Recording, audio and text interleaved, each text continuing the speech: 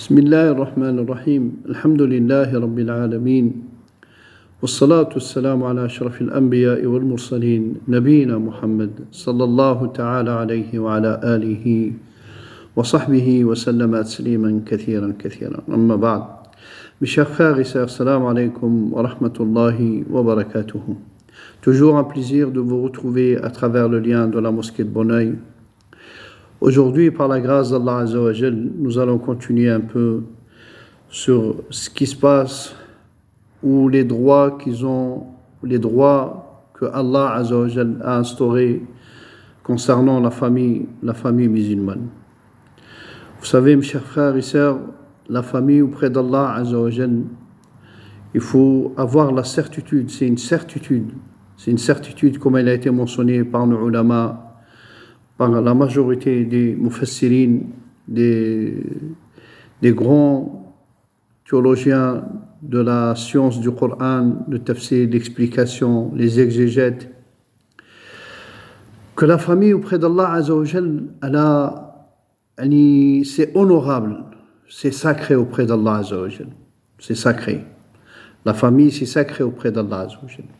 Et à travers les versets qu'on lit et à travers les versets cités dans le Coran concernant la famille, Allah Azza wa Jal, il nous montre dans le verset lui-même que la famille auprès d'Allah Azza wa Jal, c'est sacré. C'est pour cela que quand le prophète sallallahu alayhi wa sallam, dans multitude de hadiths, il dit c'est la femme, elle fait ça, elle a ça auprès d'Allah Azza wa Jal. C'est elle fait ça, elle désobéit, elle fait ça, là. C'est l'homme, il vient aux responsabilités. Si l'homme, il fait sa responsabilité correctement auprès d'Allah Azza wa Jal, il a telle récompense auprès d'Allah.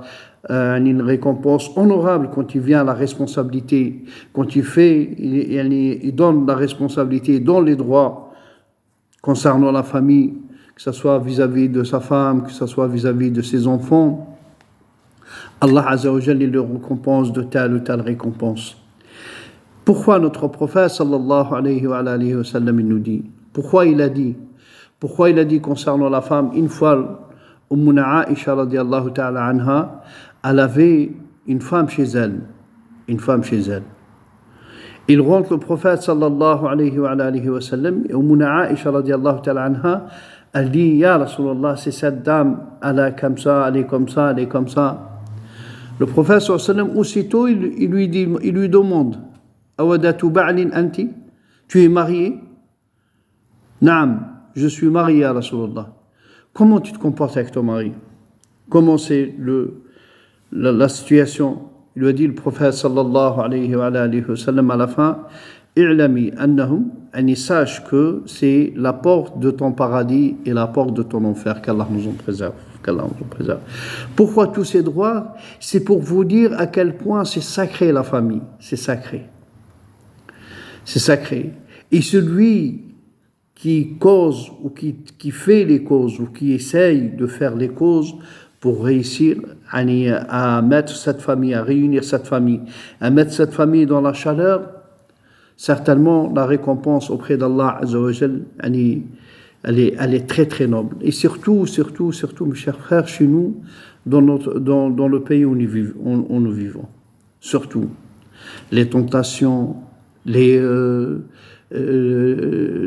da'wa de shaitan, multitude, c'est la femme ou l'homme qui patiente et qui essaye de mettre en valeur, qui essaye de mettre devant lui comme objectif atteindre la récompense d'Allah Azza wa Jal, atteindre les recommandations d'Allah Azza wa Jal et être, Inch'Allah, à la hauteur de la responsabilité.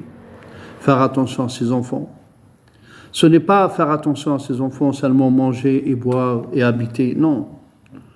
Faire attention à ses enfants, c'est d'arriver à la responsabilité recommandée par Allah et son prophète sallallahu alayhi wa sallam. C'est la renseigner, c'est les enseigner, leur apprendre, leur inculquer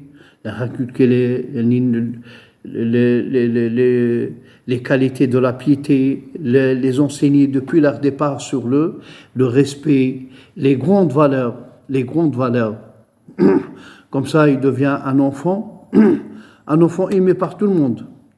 Quand un enfant aimé par tout le monde, la première des choses qui font les gens, c'est de faire dua à ses parents. Qu'Allah fasse miséricorde aux parents qui ont éduqué cet enfant. Ou sinon, c'est le contraire, qu'Allah nous en préserve. Sinon, le contraire. Quand un enfant, il devient un mal pour son entourage, un mal pour le voisinage, un mal, qu'est-ce que les gens ils disent? Qu'Allah nous en préserve. Qu'Allah nous en préserve. C'est pour cela, souvent on entend, les frères, les sœurs, ils appellent ou ils viennent. Oui, mon fils, il a quel âge l'enfant? Il a 17 ans, il a 18 ans.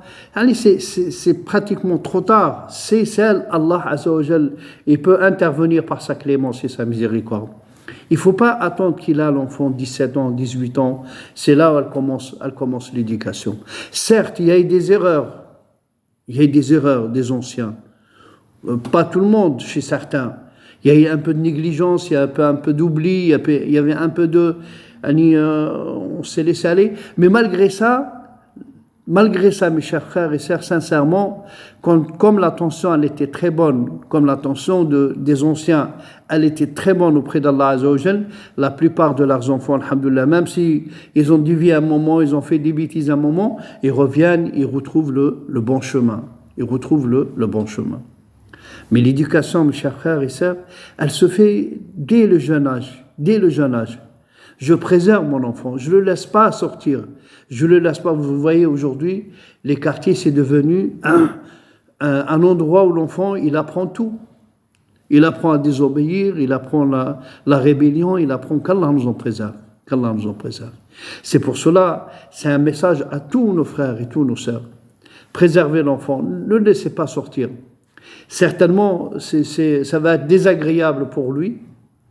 Ça va être un peu désagréable le fait qu'il ne peut pas sortir tout le temps, qu'il ne peut pas être dans la rue tout le temps. Mais c'est quelque chose de très bien pour l'avenir. Et dans ce temps, où l'enfant est là à la maison, on occupe l'enfant. L'apprentissage.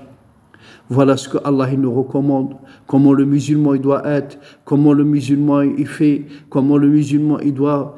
Toi, tu appartiens, c'est un honneur de la part d'Allah Azza wa Jal que tu appartiens à cette communauté. Tu es un serviteur d'Allah Azza wa Jal. Essaye de donner le meilleur de toi-même, mon fils. Essaye de donner le meilleur de toi-même. Car, comme vous le savez, mes chers frères et sœurs, et vous le voyez comme moi, la majorité ou la plupart du temps, même dans les villes, les petites villes, les villes les plus reculées, les plus loin de Paris, c'est devenu un noyau, c'est devenu un endroit où l'enfant il apprend beaucoup de choses mal, qu'Allah nous en préserve. Et qu'Allah préserve nos enfants. Passer son temps dans le chamaillement, dans la discorde, certainement ça aide l'enfant à se perturber, à être perturbé et à partir. Ça aide l'enfant à partir dans le désordre, qu'Allah nous en préserve. Prendre un peu sur soi, patienter un peu. Patienter, c'est une belle vertu. Certainement, la vie, elle n'est pas toujours facile. Et c'est pas que des moments faciles. Il y a certains moments, ils sont difficiles. Certains moments, ils sont compliqués un peu. Prendre un peu sur soi pour Allah et pour la récompense auprès d'Allah Azza wa Jal. Comme on le dit, on le répète, un laps de temps. C'est un laps de temps. Un petit temps, et après on déménage. Et quel bonheur, mes chers frères et sœurs, quand l'ange de la mort il vient, et qu'Allah subhanahu wa ta'ala il m'a permis, Allah Azza wa Jal il m'a aidé. J'ai fait le pas, Allah tabaraka wa ta'ala, par sa grâce et sa clémence, il m'a aidé à aller au bout de la responsabilité, avec la patience, avec la persévérance. Tous les jours, je suis derrière mes enfants. Ça, c'est pas bon, mon fils. Ça, c'est pas bon. Allah Azza wa Jalla nous a recommandé ça. Apprends telle ou telle sourate. Fais telle ou telle. Et par la suite, mes chers frères et sœurs, Comme vous le constatez, c'est un constat très amer, très amer. Aujourd'hui, on voit les parents arriver à un certain âge, ils se sentent tout seuls. Ils se sentent tout seuls. Et c'est très, très, très douloureux comme constat à faire. Pourquoi? Parce que l'éducation, l'enfant, il n'a pas grandi avec ses principes. L'enfant, il n'a pas grandi, on ne lui a pas appris. On ne l'a pas orienté, la bonne orientation. C'est pour cela qu'on voit les parents, une grande majorité des parents, quand vous les voyez, quand vous allez les voir, quand vous allez leur rendre visite, ça fait je ne sais pas combien de temps mon fils n'est pas venu me voir. Je ne sais pas combien de temps ma fille elle n'est pas passée. Ça fait. Je vous dis ce que je vis. Je ne dis pas des choses qui existent dans les histoires. Je vous dis ce qu'on voit, ce qu'on constate, ce qu'on vit. Pourquoi? Parce qu'à la base, la négligence, elle a été faite. Les parents, ils n'avaient pas le temps. Le papa, il travaillait, il rentrait du travail, il ne voulait rien entendre, il voulait juste se reposer. La maman, elle est occupée toute la journée. Mais il faut aller à la hauteur de la responsabilité. Certes, c'est une ni'ma min Allah. C'est vraiment un très grand bienfait de la part d'Allah Azza wa Jal d'avoir des enfants. C'est un très grand bienfait d'Allah. Il faut aller à la hauteur de la responsabilité. Et quand on dit la responsabilité, elle se suit avec la patience. Certes, ce n'est pas facile. Ce n'est pas facile. C'est et surtout l'éducation, et surtout pour les parents d'aujourd'hui. Les parents qui ont des enfants au bas âge, certainement c'est compliqué, c'est difficile. Voilà qu'il faut y aller. Il faut faire l'effort nécessaire. Il faut avoir ces vertus, la patience, la persévérance. Je veux demain voir mon fils dans le bon chemin. Demain, qu'Allah tabaraka wa ta'ala me récompense par rapport à l'éducation de mon enfant. Certainement, nous, on ne possède rien. On fait l'effort et on remet les choses entre les mains d'Allah Azza wa Jal. Et Allah Azza wa Jal, dans le Coran, il nous donne une très belle histoire. Il nous raconte une très très belle histoire.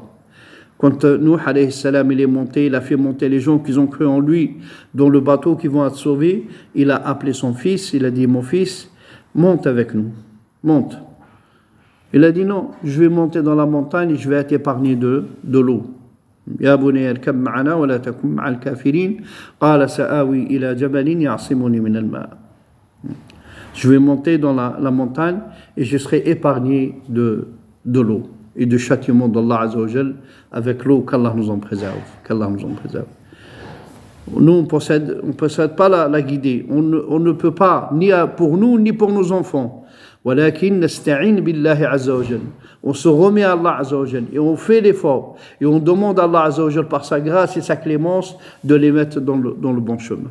Il faut, à la base, dès le départ, comme j'ai dit dans l'autre vidéo, les parents, avant de se marier, chacun d'eux doit savoir les droits. Certainement, dans le passé, on a fait beaucoup d'erreurs. Malakin, maintenant, il est temps par la grâce d'Allah Azza wa Jalla, Allah il nous a ouvert les yeux. Allah Azza wa Jalla, il a ouvert les yeux à cette communauté-là. Il faut qu'elle revienne au bon principe. Avant de se marier, on disait l'objectif. Si c'est juste pour se marier, juste pour satisfaire certains besoins, ce n'est pas un mariage. Le mariage, il a des objectifs très très nobles, comme il a été mentionné par le prophète sallallahu alayhi wa sallam. فَإِنَّهُ أَغَضُّ لِلْبَصَرِ وَأَحْسَنُ لِلْفَرْجِ. Avoir des enfants,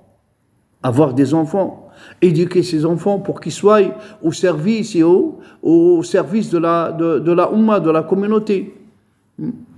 Donner, quelle belle sadaqa qu'on peut donner à travers l'éducation de nos enfants. Allah tabaraka wa ta'ala, il nous donne tawfiq, il nous aide, incha'Allah. Barakallahu fikum, assalamu alaikum wa rahmatullahi wa barakatuh.